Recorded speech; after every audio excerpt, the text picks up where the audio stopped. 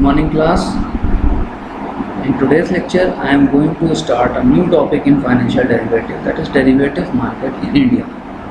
In the previous classes, you have studied the different topics related to derivatives, and under which you have clearly understand that derivative transactions are totally based on underlying assets. So in India, how the derivative market start their functioning. In this topic, you are going to study this. The first step towards introduction of derivatives trading in India was the announcement of the Securities Law Amendment Ordinance 1995, which withdraw the prohibition on options in securities. आप लोगों को जैसे पता है कि options market में कहीं ना कहीं परमिशेबल हो चुका था ट्रांजैक्शंस को ऑपरेट करने के लिए। प्रीवियस टॉपिक्स में आप लोगों ने ये चीज़ें पढ़ी थी। मार्केट में, इंडियन मार्केट में इन चीज़ों का सेटअप होने के लिए एक एक्ट, अमेंडमेंट एक्ट ऑर्डिनेंस के फॉर्म में लाया गया, that is securities law amendment ordinance 1995। आप लोगों ने ये चीज़ पढ़ी थी एवोल्यूशन में कि मार्केट में, इंडियन मार्केट में एक एक्ट डेरिवेटिव्स के बिहाफ पे इस्टेब्लिश किया गया था, that is securities contract regulation act 1956। इस एक्ट के इस्टेब्लिश होने के बाद भी इंडियन मार्केट में डेरिवेटिव इंस्ट्रूमेंट्स बहुत ज़्यादा पॉपुलर नहीं हो पा रहे थे, क्योंकि ऑप्शंस कहीं ना कहीं रिस्ट्रिक्टेड थे और बिना ऑप्शंस के मार्केट में फिज़िकल डिलीवरी की एग्जिस्टेंस थी, और फिज़िकल डिलीवरी मार्केट में प्रैक्टिकली हर प्रोडक्ट के लिए पॉसिबल नहीं हो पा रहा था। तो पहला स्टेप इंडियन मार्केट में डेरिवेटिव ट्रेडिंग को इंट्रोड्यूस करने के लिए लिया गया कि सिक्योरिटीज़ लॉ अमेंडमेंट ऑर्डिनेंस बनाया गया 1995 में, जिसने ऑप्शंस के बिहाफ पे, यानी सिक्योरिटीज़ में जो ऑप्शंस की इन्वॉल्वमेंट थी उससे रिलेटेड जो भी प्रोविजन थे, यानी जो भी रिस्ट्रिक्शंस थे, उनको विड्रॉ। अब इंडियन मार्केट में भी हर तरह की सिक्योरिटी के लिए ऑप्शंस की अवेलेबिलिटी कर दी गई। The market for derivatives however did not take off as there are no regulatory framework to govern trading of security. Act बनने के बाद भी डेरिवेटिव्स की मार्केट इंडिया में बहुत ज़्यादा ऑपरेटिव नहीं हो पा रही थी, that is did not take off, बहुत ज़्यादा ऑपरेशंस अपने परफॉर्म नहीं कर पा रही थी। रीज़न रेगुलेटरी फ्रेमवर्क का ना होना। सेबी की एग्जिस्टेंस बेसिकली आप लोगों ने पहले भी पढ़ा था, इसका नाम था stock exchange board of India. तो ये अल्टीमेटली गवर्निंग सिर्फ स्टॉक का कर रहा था। मार्केट में जो भी आपके डेरिवेटिव्स के अंदर अदर अंडरलाइंग एसेट्स थे जो ऑप्शंस के बिहाफ पे अवेलेबल हो सकते थे, उनके लिए कोई भी रेगुलेटरी बॉडी की एग्जिस्टेंस नहीं थी। तो ऐसे फॉर्मेट में डेरिवेटिव्स मार्केट के लिए अमेंडमेंट ऑर्डिनेंस तो बन गया, लेकिन इस ऑर्डिनेंस के आने के बाद भी कहीं ना कहीं हमारे इंडियन मार्केट में डेरिवेटिव बहुत ज़्यादा पॉपुलर नहीं हो पा रहा था, यानी अपने लिए ऑपरेशंस को ईजिली परफॉर्म नहीं कर पा रहा। SEBI set up a 24 members committee under the chairmanship of Dr. L.C. Gupta on November 18, 1996 to develop appropriate regulatory framework for derivatives in India. तो डेरिवेटिव्स के कंसिडरेशन में सेबी ने 24 मेंबर्स की कमेटी बनाई, जिसके चेयरमैन थे डॉक्टर L.C. गुप्ता।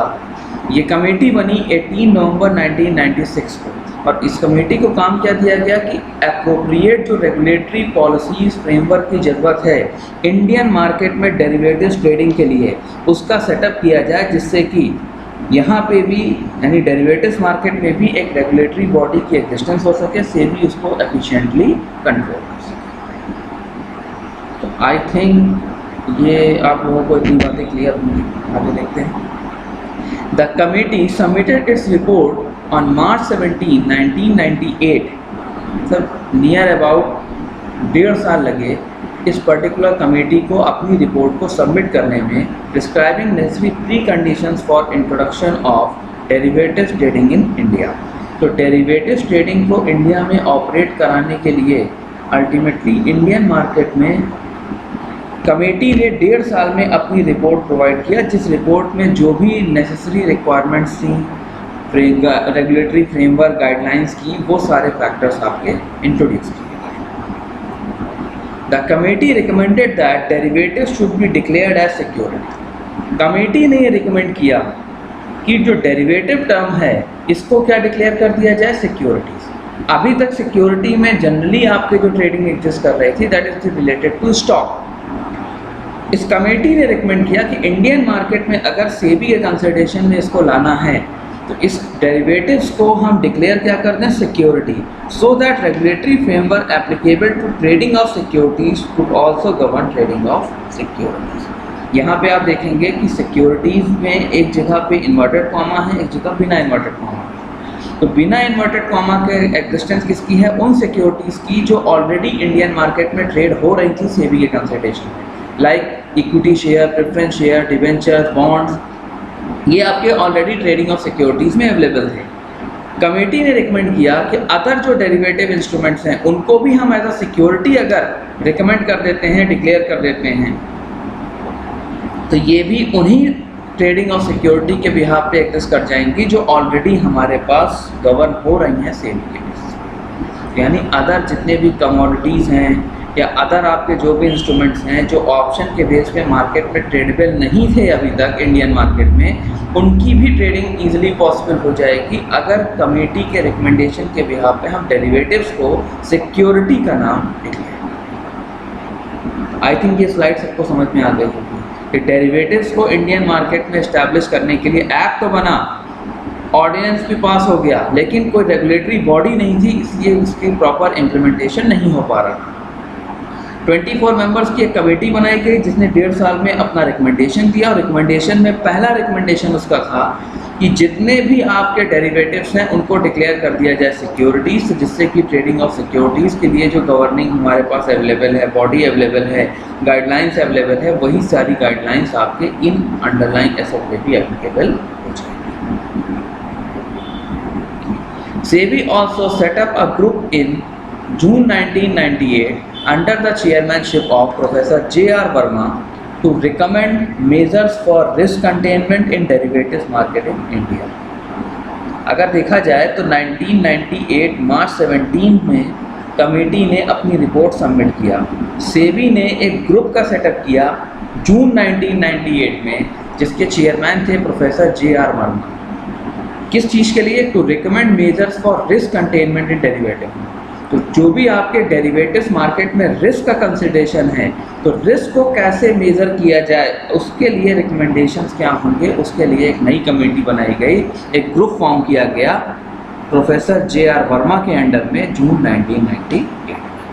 तो पिछले कमेटी का टारगेट क्या था, रेगुलेटरी बॉडी के बिहाफ पे फ्रेमवर्क तैयार करना। इस पर्टिकुलर ग्रुप का टारगेट क्या था कि अल्टीमेटली जो रिस्क हमारे लिए डेरिवेटिव्स मार्केट में हैं उनको कैसे मेज़र किया जाए, ये मेजरमेंट करने के लिए सेबी ने इस ग्रुप का सेटअप किया। The report which was submitted in October 1998, जून 1998 में ग्रुप बना और रिपोर्ट सबमिट की गई अक्टूबर 1998 में, workout for operational details of margin system, methodology for charging initial margin, broker network and real time monitoring. तो इस रिपोर्ट ने अक्टूबर 1998 में अपना रिकमेंडेशन दिया जिसमें उसने 4 फैक्टर्स को फोकस किया। पहला, जो भी ऑपरेशनल डिटेल्स की ज़रूरत है मार्जिनिंग सिस्टम में, यानी क्या मार्जिन सेट होगा ब्रोकर एजेंसीज़ के बिहाफ पे, मार्केट के बेसिस पे, ये आपका गाइडलाइंस के अंदर इंक्लूड किया गया। इसके अलावा क्या मेथड होंगे इनिशियल लेवल पे, जो भी हम चार्जेस लेते हैं, जो मार्जिन लेते हैं अपने इन्वेस्टर से, ट्रेडर से, तो क्या मेथड उसके में एप्लीकेबल होना चाहिए, उस मेथड के बारे में इंफॉर्मेशन दी गई। ब्रोकर कौन हो सकता है, यानी ब्रोकर की नेटवर्थ कितनी होनी चाहिए ब्रोकर एजेंसी बनने के लिए। कोई भी इंडिविजुअल ऑर्गेनाइजेशन ऐसे ब्रोकर एजेंसी नहीं बन सकती, तो उसकी क्या सिचुएशन होनी चाहिए, उससे रिलेटेड आपके फैक्टर इंक्लूड किए गए जिससे कि जो रिस्क है वो मैनेज किया जाए। अगर एक ब्रोकर एजेंसी की खुद की नेटवर्थ होगी, खुद का अपना पास इनिशियल कैपिटल होगी, प्रॉफिट होगा, एक प्रॉपर कैपिटल की अवेलेबिलिटी होगी, तो वो ब्रोकर एजेंसी मार्केट में रिस्क फैक्टर्स को ईजिली कवर कर सकती है और इन्वेस्टर उन पर ट्रस्ट कर सकते हैं। And real time monitoring requirement, और मार्केट में जो भी आपके ऑपरेशंस हैं वो रियल टाइम के बेसिस पे कैसे मॉनिटर होंगे। जैसे आपने देखा होगा इक्विटी के बिहाफ पे रेगुलर ट्रेडिंग होती है और रेगुलर ट्रेडिंग में हर सेकंड के फ्लक्चुएशन शो होते हैं। तो अदर जो अंडरलाइंग एसेट्स अवेलेबल होंगे डेरिवेटिव मार्केट में, उनके लिए कैसे रियल टाइम मॉनिटरिंग की जाएगी, ये सारे फैक्टर्स आपके रिपोर्ट में इंक्लूड किए गए। तो रिस्क को कवर करने के लिए मार्जिनिंग सिस्टम के बारे में इंफॉर्मेशन दी गई, इनिशियल मार्जिन कैसे डिटरमाइन किया जाएगा इसकी इंफॉर्मेशन दी गई, कौन ब्रोकर हो सकता है, ब्रोकर की नेटवर्क की क्या पॉसिबिलिटीज होनी चाहिए इसकी इंफॉर्मेशन दी गई, और मॉनिटरिंग के लिए रियल टाइम कैसा होगा अंडरलाइंग एसेट के बिहाफ पे, इन सारे फैक्टर्स की इंफॉर्मेशन कमेटी ने अपनी रिपोर्ट में अक्टूबर 1998 को प्रोवाइड किया। The securities contract regulation act 1956, पीछे आप लोगों ने पढ़ा है 1956 में ये एक्ट बना था, इसको अमेंड किया गया दिसंबर 1999 में। यानी आपका ये जो आपका एक्ट था 1995 में अमेंडमेंट ऑर्डिनेंस, इसके आने के बाद भी रेगुलेटरी बॉडी काम ना होने की वजह से काम नहीं हो पा रहा था। तो 1998 तक जब कमेटीज़ ने अपनी रिपोर्ट दे दिया, प्रॉपर फ्रेमवर्क अवेलेबल हो गए, रिस्क मेजरमेंट का फैक्टर इंक्लूड हो गया, तो 1956 का जो रेगुलेशन एक्ट था सिक्योरिटीज़ का, उसे अमेंड किया गया दिसंबर 1999 में, जिसमें सिक्योरिटीज़ के बिहाफ पे डेरिवेटिव्स को इंक्लूड किया गया। To include derivatives within the range of security, security के अंदर डेरिवेटिव्स को इंक्लूड करने के लिए इस एक्ट में अमेंडमेंट आया गया। And the regulatory framework was developed for governing derivatives trading, और जो भी रेगुलेटरी फ्रेमवर्क कमेटी ने बना के दिए थे, उस कमेटी के बिहाफ पे उस फ्रेमवर्क को डेवलप किया गया, जिससे कि एक गवर्निंग बॉडी डेरिवेटिव्स ट्रेडिंग के लिए भी अवेलेबल।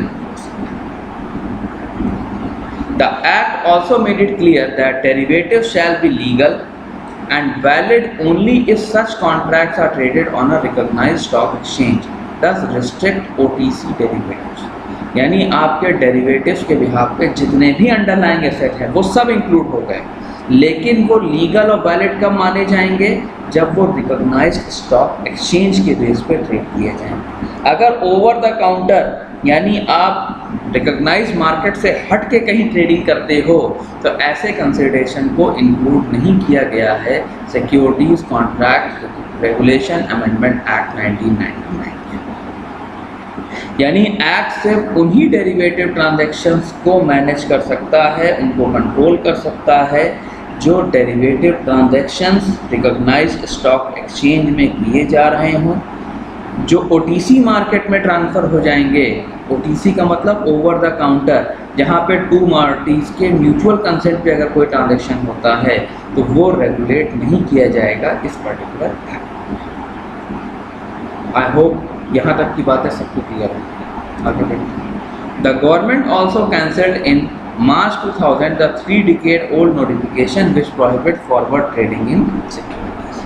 तो सिक्योरिटीज़ के बिहाफ पे जो फॉरवर्ड ट्रेडिंग थी, फॉरवर्ड ट्रेडिंग का मतलब जो भी आपके मार्केट में ट्रेडिंग ऑपरेट हो रही थी फॉरवर्ड से फ्यूचर, फ्यूचर से ऑप्शन, तो ये जो गवर्नमेंट का कहीं ना कहीं रिस्ट्रिक्शन था मार्च 2000 तक का, वो कहीं ना कहीं गवर्नमेंट ने कैंसिल कर दिया। और 3 डिकेड का जो पुराना नोटिफिकेशन था, जो डॉक्यूमेंटेशन के फॉर्म में, फिजिकल डिलीवरी के फॉर्म में सिक्योरिटी सेल आउट की जा रही थी, अब वो आपके कहीं ना कहीं प्रोहिबिट किए गए। यानी फॉरवर्ड ट्रेडिंग जो अभी तक हो रही थी उसको प्रोहिबिट किया गया और मार्केट में प्रमोट किसको किया गया, ऑप्शन। तो फॉरवर्ड ट्रेडिंग अगर आप करते हो तो वो गवर्नमेंट के बिहाफ पे लीगल नहीं है इंडियन मार्केट में। इंडियन मार्केट में वही लीगल है जो रिकॉग्नाइज्ड स्टॉक एक्सचेंज में किए जाएं, यानी फ्यूचर ट्रेडिंग और option trading. Derivatives trading recommenced in India in June 2000 after SEBI granted the final approval to this effect in May 2022। तो डेरिवेटिव्स की ट्रेडिंग जो रिकॉग्नाइज्ड स्टॉक एक्सचेंज के बेस पे लीगल और वैलिड मानी जाएंगी, उनको रिकमेंड किया गया इंडियन मार्केट में 2000 जून में, जब सेबी ने ग्रांट कर दिया यानी फाइनल अप्रूवल दे दिया मई 2000 में कि हाँ अब डेरिवेटिव इंस्ट्रूमेंट इंडियन मार्केट में ऑपरेट होने के लिए। SEBI permitted the derivative segments of 2 stock exchange, that is NSE and BSE। SEBI ने डेरिवेटिव के जितने भी सेगमेंट्स हैं उनको 2 पार्ट में डिवाइड किया, national stock exchange and Bombay stock exchange, and their clearing house that is corporation to commence trading and settlement in approved derivative contracts. और इनके क्लियरिंग हाउस कॉर्पोरेशंस इनको कमेंस किया गया जिससे कि जो ट्रेडिंग है जो सेटलमेंट्स हैं वो प्रॉपर्ली डेरिवेटिव कॉन्ट्रैक्ट्स के बेस पे अप्रूव किए गए। यानी अभी तक मार्केट में जो स्टॉक या आपके प्रेफरेंस डिवेंचर्स इनके बिहाफ पे एप्लीकेबिलिटी थी, इसमें सारे अब डेरिवेटिव इंस्ट्रूमेंट्स को इंक्लूड कर दिया गया और उनके लिए दो स्टॉक एक्सचेंज बनाए गए, NSE एंड BSE। इसमें आपके सारे इंस्ट्रूमेंट्स ट्रेड होंगे और जो भी आपके ट्रांजैक्शंस हैं उनको सेटल करने के लिए क्लियरिंग हाउसेस बनाए गए जिससे कि डेरिवेटिव कॉन्ट्रैक्ट इजीली अप्रूव किए जा सकें। To begin with, SEBI approved trading in index futures contracts based on S&P CNX Nifty and BSE 30 Sensex Index। SEBI ने जब NSE और BSE के बिहाफ पे स्टॉक एक्सचेंज को इन्वॉल्व किया, क्लियरिंग हाउसेस बनाए गए, तो सेबी ने इंडेक्स फ्यूचर यानी फ्यूचर कॉन्ट्रैक्ट को ऑपरेट करने के लिए इंडेक्सिंग के लिए दो डिफरेंट आपके मार्केट्स भी बनाई ट्रेडिंग करने के लिए, एक निफ्टी और दूसरा सेंसेक्स। निफ्टी गवर्निंग NSE से, सेंसेक्स की गवर्निंग BSE से। निफ्टी का नाम पूरा दिया गया S&P CNX Nifty and BSE Bombay stock exchange, इसको नाम दिया गया सेंसेक्स। S&P आप लोगों को पता है standard and poor, CNX stand for CRISIL rating information services of India limited. एक CNX आपका स्टैंड करता है जिसको हम क्रेसल भी कहते हैं, that is credit rating information services. जो भी आपके इंडिया की कंपनीज हैं उनके रिलेटेड क्रेडिट रेटिंग को प्रोवाइड करने को शॉर्ट फॉर्म में CNX कहा गया, जिसे हम क्रेसल कहते हैं, and NSE that is national stock exchange. तो ये आपका निफ्टी और सेंसेक्स ये दो डिफरेंट आपकी मार्केट बनाई गई जहाँ पे सेबी के बिहाफ पे अप्रूवल अवेलेबल है कि अब हम फ्यूचर कॉन्ट्रैक्ट्स को इजीली यहाँ पे ट्रेड कर सकते हैं डिपेंडिंग अपॉन किस मार्केट में हम register. This was followed by approvals for trading in option based on these two indexes and options on individual securities। इसके अलावा सेबी ने इन दोनों पर्टिकुलर मार्केट्स के बिहाफ पे ऑप्शन ट्रेडिंग को भी अप्रूवल दिया। ऑप्शन का मतलब you have a right to buy and sell, और इसके अलावा इंडिविजुअल सिक्योरिटीज़ को भी ऑप्शन के बिहाफ पे The trading in index option commenced in June 2001। Index यानी जो आपके निफ्टी और सेंसेक्स के बेस पे मार्केट्स अवेलेबल थी, इनमें ऑप्शन को कमेंस किया गया जून 2001 में और ट्रेडिंग आपकी ऑप्शन इंडिविजुअल सिक्योरिटीज़ के बेस पे इन्वॉल्व हुई जुलाई 2001 में। तो सिंस जुलाई 2001 अब ओपन मार्केट में इंडिविजुअल को भी सिक्योरिटी के अगेंस्ट में ऑप्शन दे दिया गया है कि वो बिना किसी फिजिकल डिलीवरी के, बिना डॉक्यूमेंट की फिजिकल डिलीवरी के भी इजीली वो ऑनलाइन ट्रांजैक्शंस ऑपरेट कर सकता है। यानी right to buy and sell के बिहाफ पे किसी भी डेरिवेटिव इंस्ट्रूमेंट की ट्रेडिंग अब पॉसिबल है individual. Trading and settlement in derivative contract is done in accordance with the rules, bylaws and regulations of the respective exchanges and their clearing house corporation duly approved by SEBI and notified in the official gazette। तो trading और settlement यानी trade करना और उससे related जो भी payment settlements हैं, derivative contract, ये अब आपका अप्रूव्ड है सेबी के बिहाफ पे, क्योंकि इनसे रिलेटेड डिफरेंट आपके अकॉर्डिंग बनाए गए हैं जिसमें रूल्स, बायलॉज, रेगुलेशन सब कुछ अवेलेबल है कि जिस तरीके का भी आप एक्सचेंज करोगे वो आपके डिफरेंट क्लियरिंग हाउसेस में ट्रांसफ़र होंगे जो कि सेबी के बिहाफ पे रेगुलेटेड हो रहे हैं, अप्रूव्ड हैं, और उससे रिलेटेड जो भी ऑफिशियल इंफॉर्मेशन आपको चाहिए वो आपको रेगुलरली नोटिफाई की जाएगी। तो अगर हम आज की डेट में बात करें तो पूरी डेरिवेटिव मार्केट कहीं ना कहीं सेबी की कंट्रोल में है। सेबी से रिलेटेड उसके लिए प्रॉपर गाइडलाइंस अवेलेबल हैं, प्रॉपर आपके क्लियरिंग हाउसेस अवेलेबल हैं। तो आप जैसा भी ट्रेडिंग करना चाहोगे, जिस इंस्ट्रूमेंट की ट्रेडिंग करना चाहोगे, उससे रिलेटेड क्लियरिंग हाउस में उसका सेटलमेंट। तो अगर एफिशिएंटली देखा जाए तो जुलाई 2001 के बाद से 100% मार्केट अब ओपन कर दी गई है कि किसी भी डेरिवेटिव इंस्ट्रूमेंट्स का आप ऑप्शन बेसिस पे ट्रेडिंग कर सकते हैं। बस वो रिकॉग्नाइज्ड स्टॉक एक्सचेंज के बेस पे ट्रेड होना चाहिए। अगर आपने उसको OTC मार्केट में आप ले गए तो उसका रेगुलेशन से भी। तो आई थिंक यहाँ पे डेरिवेटिव्स मार्केट आप लोगों को इंडियन मार्केट में कैसे सेटअप हुआ ये समझ में आ गया।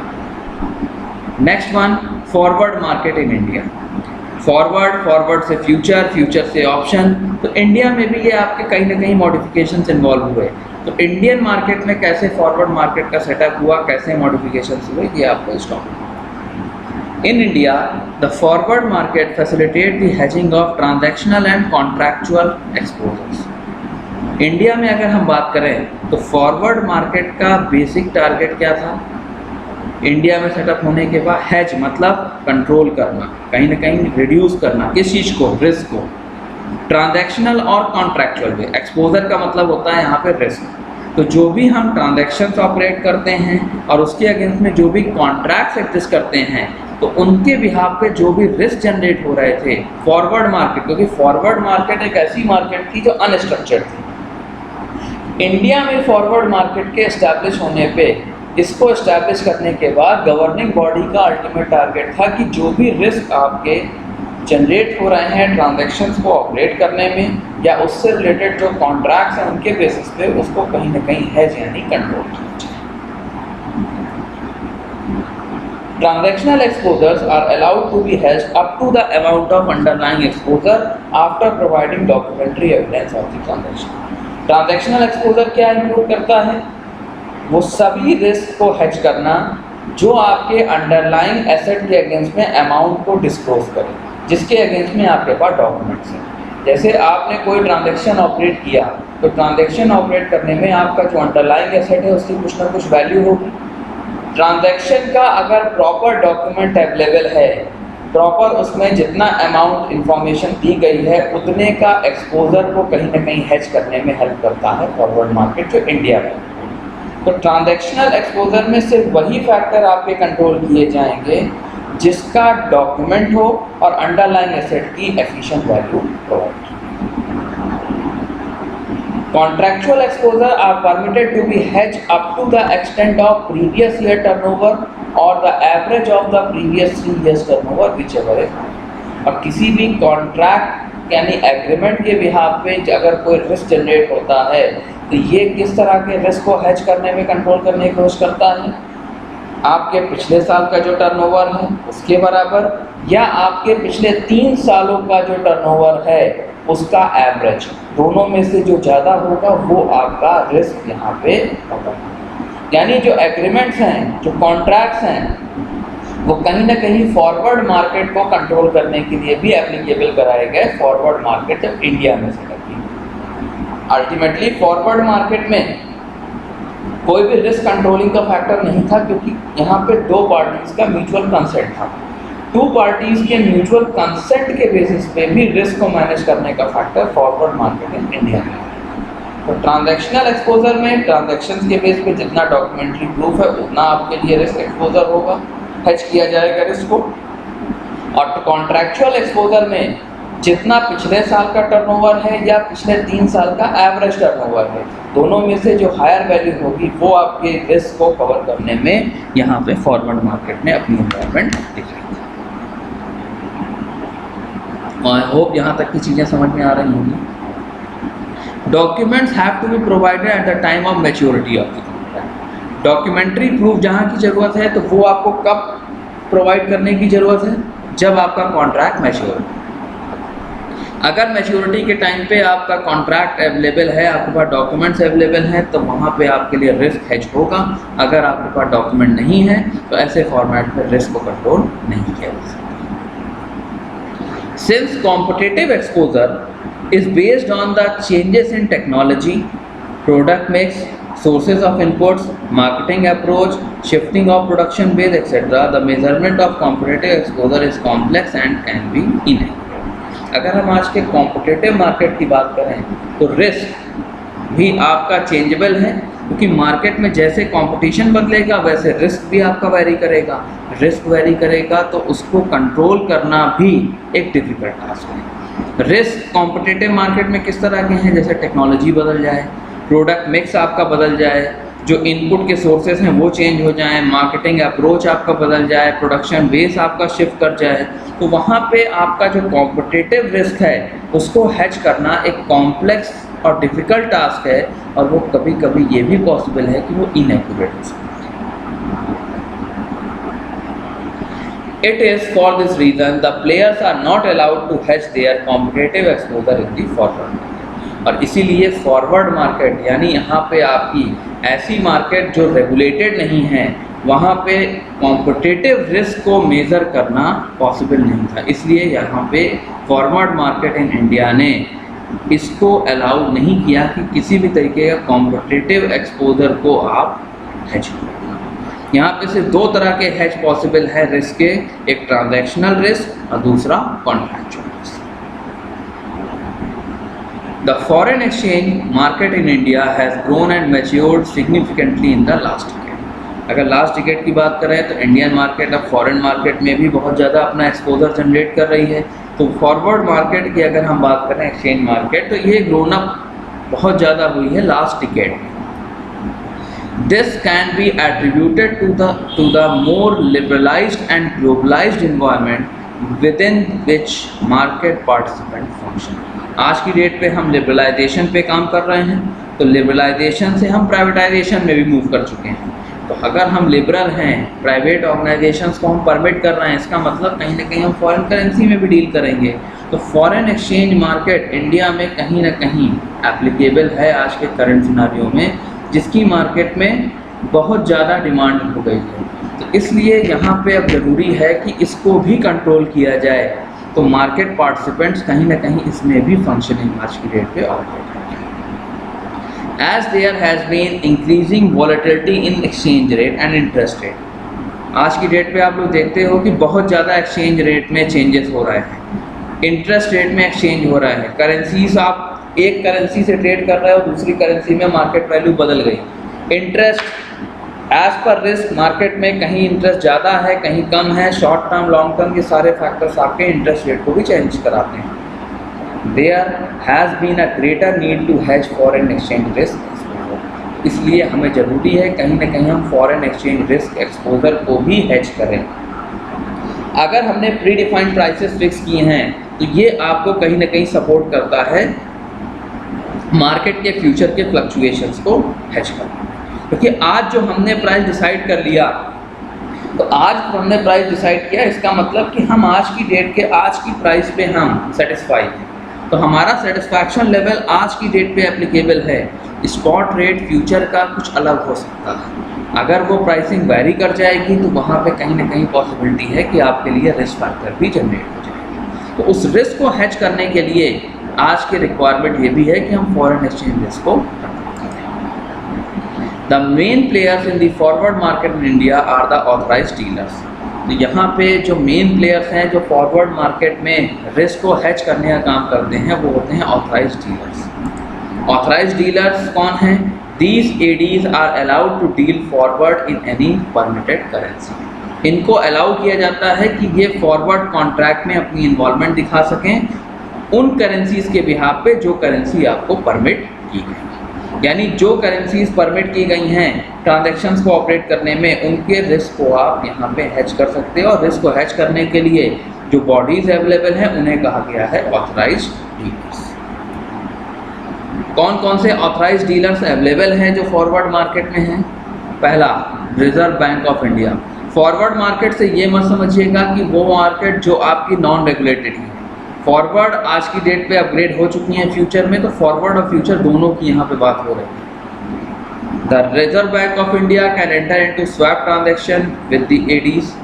Reserve Bank of India as an authorised dealer applicable है कि उनको हम ऑथराइज्ड डीलर कह सकते हैं, और जो भी स्वैप ट्रांजैक्शंस है वहाँ पे वो रिस्क हैज करने के लिए अवेलेबल है। इसके अलावा a resident that is an importer or exporter can enter into forward contract with ADs to hedge against exchange risk।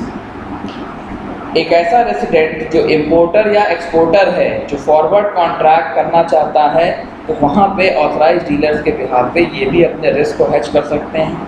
These importers and exporters are bound by an eligible limit on the forward contract। Importer exporter के एक foundation यानी एक agreement में रखा जाता है कि वो एलिजिबल हैं एक सर्टेन लिमिट तक फॉरवर्ड कॉन्ट्रैक्ट करने के। The eligible limit is defined as the average of the importer or exporter turnover of the last 3 years or the previous year's turnover, whichever is higher. और limit fix किस behalf पे होती है? Importer और exporter का जो भी average last 3 years का टर्नओवर है या प्रीवियस ईयर का टर्नओवर है, दोनों में से जिसकी वैल्यू ज़्यादा होगी उतने का आपको कहीं ना कहीं लिमिट दी जाती है कि आप फॉरवर्ड कॉन्ट्रैक्ट में एक सर्टेन अमाउंट के लिमिट तक ट्रांजैक्शन कर सकते हो और अपने रिस्क को वहाँ पे हेज कर सकते हो। ऑथराइज्ड डीलर्स इंपोर्टर एक्सपोर्टर के रिस्क को हेज करने में हेल्प करते हैं। FIs are also eligible for forward contract with ADs। FIs यानी फॉरेन इंस्टीट्यूशनल इन्वेस्टर, जो फॉरेन इन्वेस्टर्स हैं जो इंडियन मार्केट में इन्वेस्टमेंट करते हैं, वो भी कहीं ना कहीं एलिजिबल हैं कि फॉरवर्ड कॉन्ट्रैक्ट के अंदर वो ADs की हेल्प से अपने रिस्क को कहीं ना कहीं मैनेज करा सकते हैं और अपने इन्वेस्टमेंट के अगेंस्ट में डेब्ट और इक्विटी में अपनी इन्वॉल्वमेंट दिखा सकते हैं। तो ADs कहाँ तक इनको फैसिलिटी देते हैं? जितना भी वो इन्वेस्टमेंट करना चाहते हैं डेब्ट और इक्विटी में, यानी डेब्ट और इक्विटी को छोड़ करके अदर किसी इंस्ट्रूमेंट में अगर FIs इन्वेस्टमेंट करते हैं तो वहाँ पे एलिजिबिलिटी की पॉसिबिलिटीज़ कम है। बट फॉरवर्ड कॉन्ट्रैक्ट के बिहाफ पे अगर डेब्ट और इक्विटी में इन्वेस्टमेंट करते हैं FIs, तो वहाँ पे जो भी रिस्क की पॉसिबिलिटीज होगी उनको ऑथराइज्ड डीलर हेज करेगा। FDI are also eligible to enter into forward with ADs। FDI यानी फॉरेन डायरेक्ट इन्वेस्टमेंट, इनको भी परमिट किया जाता है। इनको कैसे परमिट किया जाता है? ये अल्टीमेटली मार्केट में अपने फिजिकल सेटअप के साथ इन्वॉल्व होते हैं, आइदर किसी के साथ अमेलगमेशन करके या मर्जर करके या अल्टीमेटली अपने 100% self setup for a period not exceeding 6 months. तो ऑथराइज्ड डीलर इनके फॉरवर्ड कॉन्ट्रैक्ट में रिस्क को हेज करता है 6 महीने के अंदर का, 6 महीने से ज़्यादा का रिस्क कवर नहीं हो सकता। Besides they are allowed to hedge their risk only after they had completed all formalities and obtain necessary approvals. इनके रिस्क को हेज कब करेगा ऑथराइज्ड डीलर? जब ये अपने लिए सारी फॉर्मेलिटीज़, अप्रूवल सब कुछ ले लेंगे। यानी अगर इंडिया में कोई FDI के फॉर्म में कोई ऑर्गेनाइजेशन का सेटअप होता है तो कैपिटल यानी इन्वेस्टमेंट जो भी वो कर रहे हैं उस इन्वेस्टमेंट को 6 महीने तक के रिस्क को कवर कर सकते हैं authorised dealer. Authorised dealer risk cover कब करेंगे? जब उन्होंने इंडियन गवर्नमेंट से, कंपनीज एक्ट से वो सभी अप्रूवल्स ले रखे हैं, फॉर्मेलिटीज़ कंप्लीट कर रखी हैं, जिसके बिहाफ पे वो इंडियन मार्केट में अपना physical setup. Resident with overseas direct investment in equities and loans. ऐसे रेसिडेंट इंडिया के जो इंडिया से बाहर इन्वेस्टमेंट करते हैं डायरेक्टली इक्विटीज़ में या लोन्स में, may also has their foreign exchange arising through such investment. तो ऐसे इन्वेस्टर्स को भी कहीं ना कहीं ऑथराइज्ड डीलर्स उनके रिस्क को हेज करने में हेल्प करते हैं कि जो भी इंडियन इन्वेस्टर्स हैं अगर फॉरेन मार्केट में के इक्विटीज़ में या लोन्स में अगर इन्वेस्टमेंट करते हैं तो उनके रिस्क को भी फॉरेन एक्सचेंज रिस्क के बिहाफ पे कहीं ना कहीं हेज करने में हेल्प करता है इन्वेस्टमेंट अमाउंट के कंसिडरेशन में ऑथराइज्ड। तो ये आपके डिफरेंट आपके पास इंडिविजुअल्स हैं जो ट्रांजैक्शंस के बेसिस पे ऑथराइज्ड डीलर के बिहाफ पे अपने रिस्क को कवर कर सकते हैं। RBI इंपोर्टर एक्सपोर्टर जो इंडियन रेजिडेंट हो, FI जो फॉरेन इन्वेस्टर इंडिया में इन्वेस्टमेंट करना चाहते हैं, FDI फॉरेन इन्वेस्टर इंडिया में फिजिकल सेटअप के साथ करना चाहते हैं, या इंडियन इन्वेस्टर जो फॉरेन मार्केट में इन्वेस्टमेंट करना चाहते हैं। तो ये आपकी डिफरेंट बॉडीज़ हैं जो ऑथराइज्ड डीलर की हेल्प से अपने रिस्क को हेज कर सकते हैं। In the current scenario scene of things, hedging of foreign currency exposure is not permitted in the Indian forward market। अगर आज के सिनारियो की बात करें तो कहीं ना कहीं फॉरेन करेंसी एक्सपोजर यानी फॉरेन करेंसी का जो रिस्क है इसको इंडियन फॉरवर्ड मार्केट के में रिस्क को हेज करने के लिए हटा दिया गया। आज की डेट पे ये परमिशबल नहीं है। This currency exposure arises when a customer who has a रूपी exposure converted it into a foreign currency exposure through a rupee currency foreign currency swap। ये करेंसी एक्सपोजर जनरेट कब होता है? जब एक कस्टमर अपनी करेंसी को एक्सपोज करे और किस में कन्वर्ट करे? किसी फॉरेन करेंसी में। तो वहाँ पे आपका रूपी फॉरेन करेंसी स्वैप अवेलेबल हो जाएगा। तो वो आपका कहीं ना कहीं इंडियन फॉरवर्ड मार्केट में आपका इन्वॉल्व है। बट अगर फॉरेन करेंसी एक्सपोजर है तो उस एक्सपोजर को इंडियन फॉरवर्ड मार्केट से आज की डेट में in such a swap the customer faces two types of risk, दो तरह के रिस्क हैं, एक करेंसी रिस्क, करेंसी की वैल्यू आपकी चेंज हो सकती है, दूसरा that is the fear of depreciation of the rupee versus the foreign currency and the other is the interest rate। पहला रिस्क करेंसी रिस्क, आपकी वैल्यू डिप्रिशिएट हो सकती है फॉरेन करेंसी के अगेंस्ट में, और दूसरा आपके ऊपर इंटरेस्ट के रेट का भी रिस्क एप्लीकेबल हो सकता है। तो ये दो तरह के रिस्क हैं जो एक कस्टमर फेस करता है स्वैपिंग के अगेंस्ट में जब वो फॉरेन करेंसी में। In the case of borrowing in foreign currency to there are control. अगर हम फॉरेन करेंसी में बोरोइंग की बात करें तो बोरोइंग में भी आपके कहीं ना कहीं कुछ कंट्रोल्स अवेलेबल हैं। Banks are not allowed to borrow from the foreign market beyond a certain limit और perform buy and sell swap beyond a certain limit. तो बैंक ने यहाँ पे भी रिस्ट्रिक्शन लगा रखे हैं कि अगर आप फॉरेन मार्केट से कोई बोरोइंग करते हो तो एक सर्टेन लिमिट तक ही आप बोरो कर सकते हो, या आप बाइंग सेलिंग की स्वैपिंग कर रहे हो यानी आप रेगुलर बाइंग सेलिंग ऑपरेट करते हो तो वो भी एक सर्टेन लिमिट तक ही किया जा सकता है। यानी फॉरेन करेंसी की अगर हम बात करें तो अगर फॉरेन करेंसी का एक्सपोजर जनरेट होता है तो वहाँ पे अगर आप अपनी करेंसी के बेस पे इन्वेस्टमेंट करते हो या अल्टीमेटली आप फॉरेन मार्केट में से लोन ले रहे हो या रेगुलर बाइंग सेलिंग कर रहे हो तो एक सर्टेन लिमिट तक ही परमिशन दी गई है जिससे कि हमारी करेंसी में बहुत ज़्यादा डाउनफॉल। वो यहाँ पे ये दोनों चीज़ें, एक डेरिवेटिव्स मार्केट इन इंडिया और दूसरा forward market in India clear. अब फॉरवर्ड यानी आपके जो फॉरवर्ड और फ्यूचर कॉन्ट्रैक्ट्स हैं उसमें हेजिंग कैसे होती है, कैसे रिस्क हेज किया जाता है।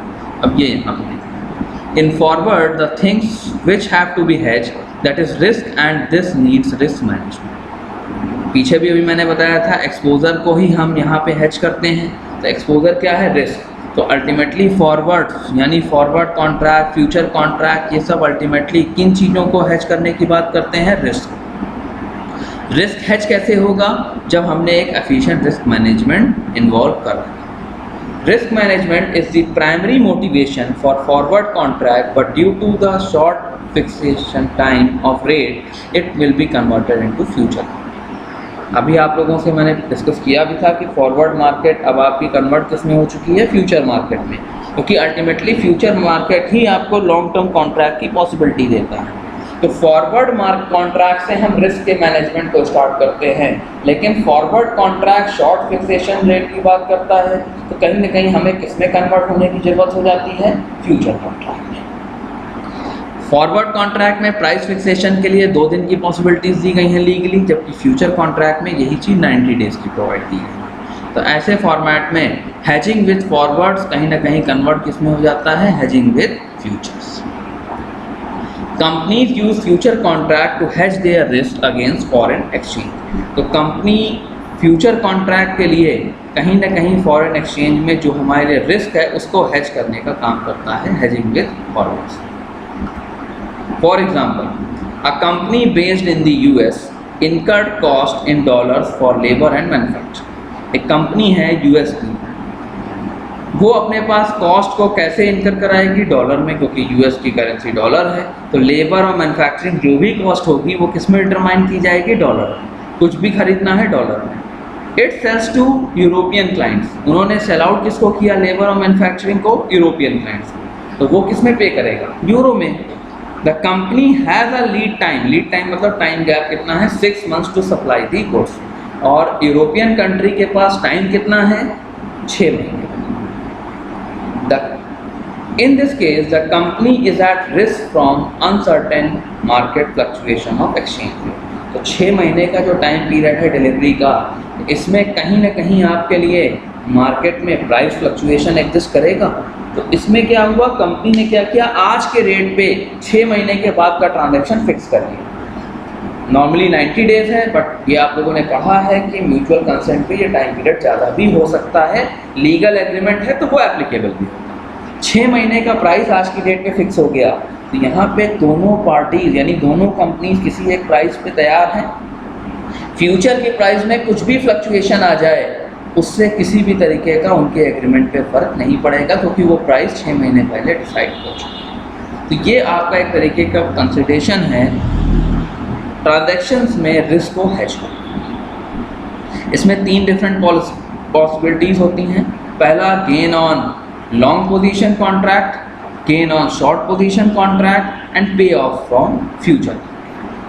तो अगर हम बात करें गेन ऑन लॉन्ग पोजीशन का मतलब जब हम लॉन्गर पीरियड की बात करते हैं फ्यूचर कॉन्ट्रैक्ट में, तो यहाँ पे हमारा बेनिफिट क्या है, देखिएगा ध्यान से। Gain on long position equal to number of unit, जितने नंबर ऑफ यूनिट्स का ऑर्डर है, future spot price minus future price और delivery price. Future spot price मतलब जो फ्यूचर में प्राइस होगी, जैसे आज एग्रीमेंट किया गया 100 रुपीज़ पे, 6 महीने के बाद आपने कॉन्ट्रैक्ट किया, 6 महीने के बाद मार्केट प्राइस अगर 150 हो गई तो फ्यूचर स्पॉट प्राइस क्या हुई 150 माइनस फ्यूचर प्राइस जो आज हमने प्राइस फिक्स किया है फ्यूचर के लिए, दैट इज 100 रुपीज़। तो हमें बेनिफिट कितने का हो गया, गेन कितना है 50 रुपीज़। यही सेम प्रोस्पेक्ट मान लीजिए एक एजम्पशन ले लेते हैं कि आज 100 रुपीज़ थी, फ्यूचर में प्राइस 90 हो गई, तो फ्यूचर में 90 प्राइस हुई तो 90 माइनस 100, हमें पे तो 100 ही करना पड़ेगा, -10 हो रहा है, लेकिन हमारे लिए एग्रीमेंट कब हुआ था, इन फ्यूचर। तो किसी ना किसी एक पार्टी को इससे बेनिफिट हो रहा है। एक पार्टी के लिए मॉनेटरी बेनिफिट है तो दूसरी पार्टी के लिए एग्रीमेंट बेनिफिट है कि ये प्राइस बढ़ भी सकती थी। तो आज का अपॉर्चुनिटी प्री डिफाइंड नहीं है, इसलिए दोनों पार्टीज के लिए यहाँ पे बेनिफिट है। That is number of unit ST minus FTT और K, where number of unit is per contract. हर कॉन्ट्रैक्ट के बेस पे जो भी आपके नंबर ऑफ यूनिट्स हैं, ST that is future spot price and future price और delivery price that is FTT और K। इसको डिफरेंस से हम नंबर ऑफ यूनिट्स के बिहाफ पे गेन डिटरमाइन कर लेते हैं लॉन्ग पोजीशन। गेन अगर हम शॉर्ट पोजीशन कॉन्ट्रैक्ट की बात करें तो शॉर्ट पोजीशन में भी नंबर ऑफ यूनिट्स के बेस पे निकलेगा, बट यहाँ पे हमारा गेन क्या है, future price minus future spot price. Short position में ये पॉसिबिलिटी बहुत कम होती हैं कि शॉर्ट पोजीशन में मार्केट की फ्यूचर स्पॉट प्राइस बहुत ज़्यादा अपग्रेड हो जाए, यानी बढ़ जाए। तो वहाँ पे ज़्यादातर पॉसिबिलिटी शॉर्ट पोजीशन में ये मानी जाती है कि या तो आपकी प्राइसेस शॉर्ट टर्म में कांस्टेंट रहेगी या तो कम हो जाएगी। तो इसलिए जो हमने प्री डिफाइंड प्राइस फिक्स कर लिया, वो प्राइस ये माना जाता है कि वो प्राइस हमेशा ज़्यादा होगी in comparison to spot price. तो फ्यूचर प्राइस से स्पॉट प्राइस जो उस समय की है उसका माइनस कर देंगे और वो डिफरेंस हमारे लिए हो जाएगा नंबर ऑफ यूनिट्स मल्टीप्लाई करके gain on short. I think ये दोनों क्लियर हो गया होगा। पे ऑफ फॉर फ्यूचर कॉन्ट्रैक्ट ये कहता है कि अल्टीमेटली अगर आपको लॉन्ग टर्म में गेन चाहिए तो गेन के लिए लॉन्ग टर्म पोजीशन को ही अडॉप्ट करना ज़्यादा प्रेफरेबल है in comparison to short. The gain attained or the loss incurred by the holder for a future contract is the position at a delivery date। तो gain होगा या loss होगा ये holder का फ्यूचर कॉन्ट्रैक्ट के base पे position कब पता चलेगी, जिस दिन आप डिलीवरी कर रहे हो, क्योंकि अल्टीमेटली डिलीवरी वाले दिन ही ये डिटरमाइन किया जाएगा कि मार्केट में स्पॉट प्राइस ज़्यादा है या हमने जो प्री डिफाइंड प्राइस फिक्स किया था वो ज़्यादा। In general the pay of from a long position in a future contract, that is long future contract in 1 unit of its underlying asset or commodity is pay off long position, that is ST, that is spot price minus predefined price, where ST is the spot price of the underlying at maturity of the contract, K is the delivery price or future price। तो in general पे of ये कहता है कि अगर long position हम लेते हैं तो लॉन्ग पोजीशन हमारे लिए बेनिफिशियल होगी और अंडरलाइंग एसेट में पे ऑफ लॉन्ग पोजीशन निकलेगी कैसे, जो भी स्पॉट प्राइस हमने फ्यूचर की स्पॉट प्राइस डिसाइड किया था और जो हमारा आज के बिहाफ पे जो डिसाइड हमने प्री एग्रीमेंट बेस पे डिसाइड की, यानी 6 महीने का अगर एग्रीमेंट है तो 6 महीने की बाद की इंस्टेंट की प्राइस और आज की प्री डिफाइंड प्राइस, दोनों के डिफरेंस के बिहाफ पे हम डिटरमाइन कर लेंगे कि फ्यूचर प्राइस हमारी कितनी बेनिफिशियल है। तो पे ऑफ ये कहता है कि फ्यूचर कॉन्ट्रैक्ट में कोशिश करिए कि लॉन्ग पोजीशन फ्यूचर आपके मेंटेन किया जाए, क्योंकि फ्यूचर में जब हम लॉन्ग पोजीशन लेंगे तो लॉन्ग पोजीशन में स्पॉट प्राइस यानी आपके टाइम पीरियड मैच्योर होने के बाद की प्राइसेस ज़्यादा हो जाएगी in comparison to pre decided price. तो अगर 100 रुपये में प्राइस डिसाइड किया है और मार्केट वैल्यू 150 हो जाती है, आपको पे कितना करना है? 100 रुपीज़। तो वहाँ पे पॉसिबिलिटीज़ आपके लिए ज़्यादा होगी प्रॉफिट जनरेट करने की। तो इसलिए पे ऑफ ये कहता है कि फ्यूचर कॉन्ट्रैक्ट में जनरली आप फोकस करें लॉन्ग टर्म पोजीशंस को। तो ये आपके डिफरेंट कंसिडरेशन से फॉरवर्ड और फ्यूचर कॉन्ट्रैक्ट में रिस्क को हेज करेंगे। तो आई होप यहाँ तक की बातें सबको इतनी क्लियर होंगी। आगे देख लेते हैं। The holder of the long position is obliged to buy the underlying trading at spot price ST for the delivery price K। The holder कौन है? अल्टीमेटली जिसने बाय सेलिंग किया है। तो लॉन्ग पोजीशन उसके लिए ऑब्लाइज क्यों है? क्योंकि वो बाय किस पे करेगा? वो प्राइस जो उसने पहले से फिक्स कर रखी हैं, और स्पॉट प्राइस मार्केट में उसके लिए ट्रेड करने के लिए अवेलेबल है। तो खरीदा उसने उस प्राइस पे जो प्री डिफाइंड फिक्स है, और वो अल्टीमेटली सेल आउट किस पे कर सकता है? जो मार्केट में प्राइस अवेलेबल है। तो वहाँ पे उसके लिए बेनिफिट की पोजीशन अवेलेबल है। Conversely, the payoff for a short period in a future contract, that is short future contract on one unit of its underlying, is payoff short position. Payoff short position ये कहता है कि अगर आपका future contract short future contract है, तो वहाँ पे आपका पे ऑफ शॉर्ट पोजीशन कैसे निकलेगा? K minus ST। K मतलब जो आपने फ्यूचर प्राइस डिसाइड किया है, माइनस इसमें क्या करेंगे हम? जो करंट की स्पॉट प्राइस है। क्यों? क्योंकि शॉर्ट पोजीशन में आपकी स्पॉट प्राइस की पॉसिबिलिटीज कम है कि वो इन्हांस हो जाएगी आपके एग्रीमेंट प्राइस से। तो वहाँ पे आपके लिए बेनिफिट क्या होगा? जो आपने एग्रीड प्राइस डिसाइड कर रखा है। The holder of the short position is obliged to sell the underline. यहाँ पे अब उसके लिए सेल करने की पॉसिबिलिटीज ज़्यादा हैं। क्यों? क्योंकि अगर वो खरीदेगा तो खरीदने वाली करंट स्पॉट प्राइस उसके लिए ज़्यादा होगी और बेचने वाली प्राइस उसके लिए कम हो जाएगी। तो इसलिए शॉर्ट पोजीशन में ये रिकमेंड किया जाता है कि आपने जो चीज़ खरीद रखी है ऑलरेडी, उसको आप सेल आउट कर लीजिए, बट उसको खरीदने के लिए आप चीज़ों को शॉर्ट पोजीशन में इंक्लूड करें। तो आई होप यहाँ तक की बातें आप सबको क्लियर हो गई होंगी। ये आपके डिफरेंट एस्पेक्ट्स थे डेरिवेटिव्स मार्केट इन इंडिया के। इसके बाद आप लोगों से डिस्कस किया मैंने फॉरवर्ड मार्केट इन इंडिया, और फिर लास्ट आपका डिस्कस हुआ है हेजिंग विद फॉरवर्ड, जिसमें फॉरवर्ड और फ्यूचर कॉन्ट्रैक्ट से रिलेटेड आपने लॉन्ग पोजीशन और शॉर्ट पोजीशन को एनालाइज किया। हेजिंग ये कहता है कि लॉन्ग पोजीशंस को आप ज़्यादातर फोकस करिए, क्योंकि लॉन्ग पोजीशन में आपके लिए खरीदना आसान है। अगर बेचना है तब आप शॉर्ट पोजीशन को फोकस करें, अदरवाइज शॉर्ट पोजीशन में आपके लिए लॉस की पॉसिबिलिटीज़ हमेशा ज़्यादा रहेगी। तो रिस्क को अगर मैनेज करना है तो रिस्क में आपका मैनेज तभी होगा जब आप लॉन्ग टर्म पोजीशन में बाइंग करने का प्रॉस्पेक्ट इन्वॉल्व। तो आई थिंक यहाँ तक की चीज़ें क्लियर हैं। ये सारी चीज़ें आप लोग वीडियोस में देख लीजिएगा, कंटेंट आप लोगों को भेज दूँगा। जो डाउट्स होगा थैंक यू।